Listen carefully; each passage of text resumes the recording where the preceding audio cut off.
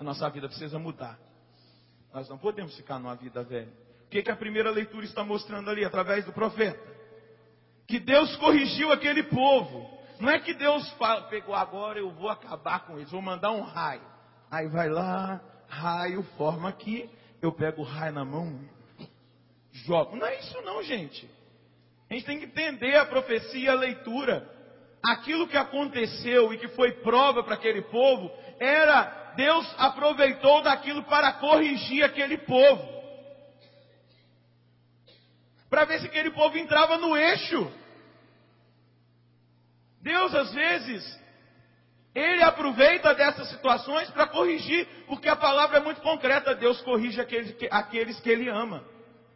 Dá uma cutucadinha no seu irmão e diga, Ele ama você, cara. Ó, vai ter hora que Deus vai ter que corrigir a gente. Puxar a orelha. Mãe não precisa corrigir o filho? Pai não corrige o filho? Se não corrige, o que acontece? Corrigindo já acontece um monte de coisas. Você imagina se não corrigisse? E Deus é o nosso Pai, Ele quer o melhor. Quando você, quem aqui é pai e mãe? Levanta a mão. Quando você corrige o seu filho, é porque você odeia o seu filho? Quando você corrige o seu filho, é porque você quer que ele se perca? Quando você corrige o seu filho, é porque você quer que ele morra? Você corrige o seu filho para quê? Porque você ama, não é? Porque você quer o bem, não é? Porque você quer que ele não se perca, não é? Deus é assim, Ele quer que nós não nos percamos. Ele quer que nós experimentemos a salvação. E muitas vezes Ele permite situações difíceis. Muitas vezes Ele permite que nós passemos por provação, nos corrigindo. Eu confesso para vocês, Deus se aproveitou de quando eu quebrei o meu tornozelo o ano passado para me corrigir. Porque Ele não queria me perder. E Ele sabe do barro que eu sou feito. Ah, pá, você estava num pecado grave? Não. Sabe qual é o pecado que eu estava? No ativismo. Sabe o que é o ativismo?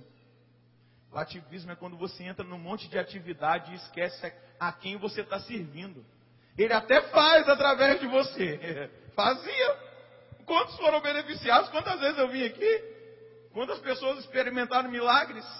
Curas? Fazia. Porque Ele faz, porque Ele é Deus. Mas eu estava no ativismo, eu esqueci que Ele era Deus, eu estava rezando pouco. Ele foi lá, Ele quebrou meu pé? Não.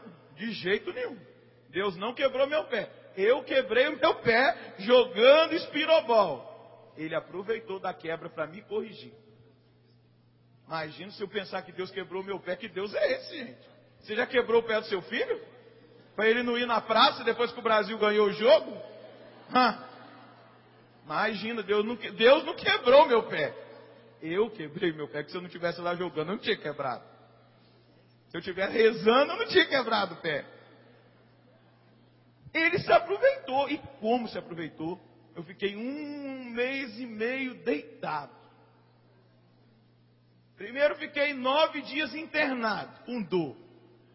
Hoje eu fiz exame de sangue. Teve que picar os 2 braços, porque as minhas veias são difíceis. Tadinho, o dono do laboratório falou, padre, eu não queria fazer isso. Eu já estou acostumado, eu nem sinto mais dor de agulha.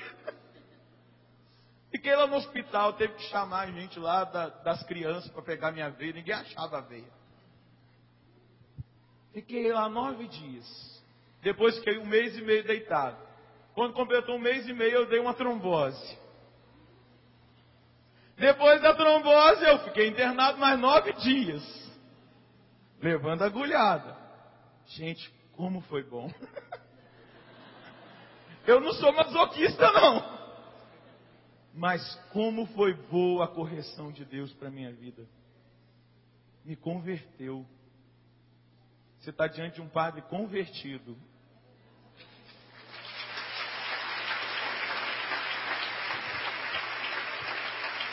Porque Deus corrige aqueles que Ele ama. Depois fiquei 3 meses parado. Eu que sou, eu não paro. Os meus irmãos sabem como é difícil me achar. Perder telefone, todas essas coisas não consegue. Eu tenho muitas atividades. Eu viajo, eu saio em missão.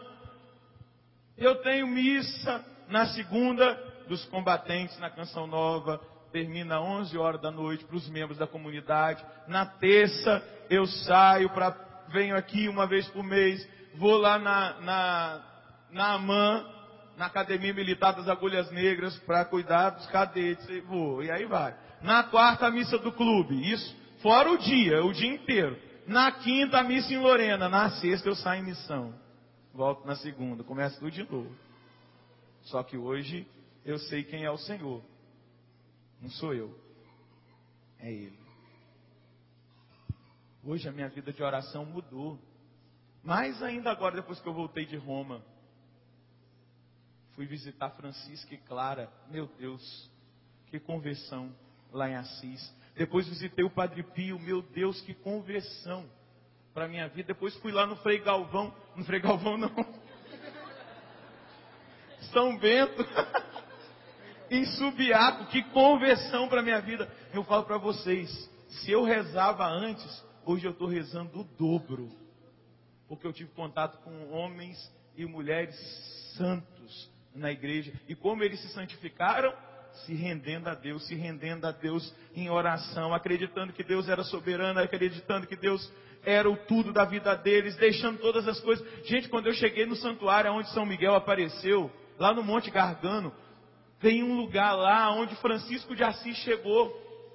Olha como Francisco tinha consciência do sagrado, porque esse santuário, São Miguel apareceu para o bispo e falou que o bispo não precisava consagrar o santuário, porque o céu já tinha consagrado aquele santuário aqui na terra. É o único santuário consagrado pelo céu na terra. São Francisco chegou lá e não teve coragem de entrar, porque ele era muito pecador para entrar num lugar tão santo.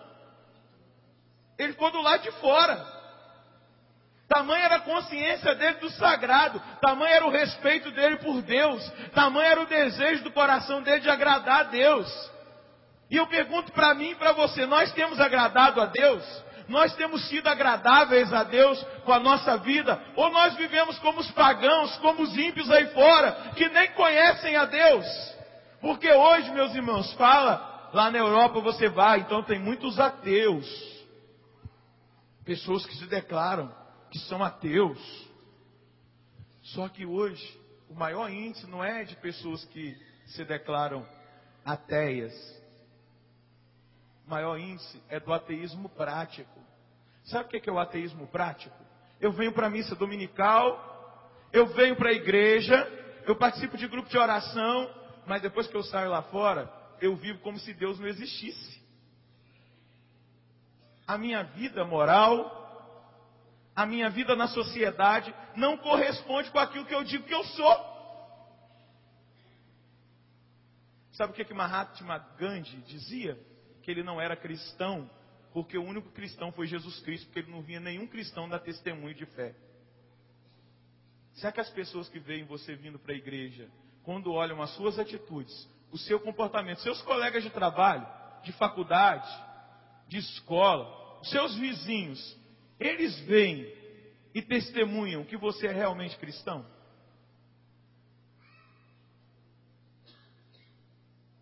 Porque a nossa vida tem que estar de acordo.